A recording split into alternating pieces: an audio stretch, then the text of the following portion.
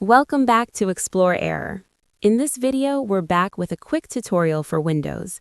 Microsoft sometimes shows ads in different places in Windows, from third-party vendors and from Microsoft itself to promote their services. So I'll show you how to disable those ads to make your Windows experience better. The first one we'll deal with is ads in File Explorer.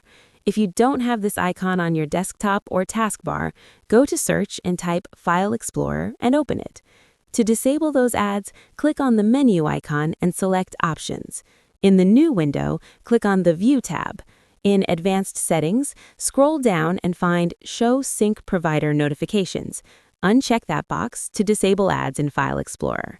If you're not changing anything else, just click OK to save and close the window. For the remaining steps, we'll use the Settings app. To open it, right-click the Start button and select Settings, or press Windows key +I. Some Windows ads appear as notifications to promote products or features, like Copilot. To disable these, select System on the left, then Notifications on the right. You could turn off all notifications, but that's not recommended, because some notifications are useful. Instead, scroll to Notifications from apps and other senders, and turn off the ones you don't want. It may be easier to sort them by name.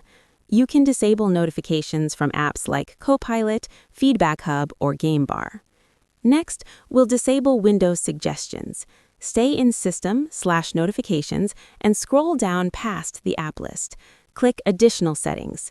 Here, uncheck Suggest ways to get the most out of Windows and finish setting up this device, and Get tips and suggestions when using Windows.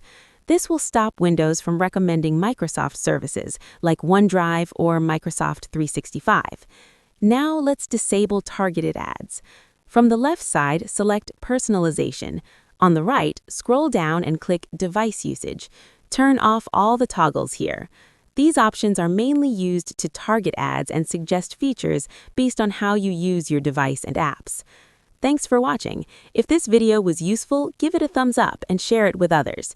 Let me know in the comments if Microsoft ads and recommendations bother you. And if you're new to the channel, subscribe and turn on the bell for more Windows tutorials from Explore Error.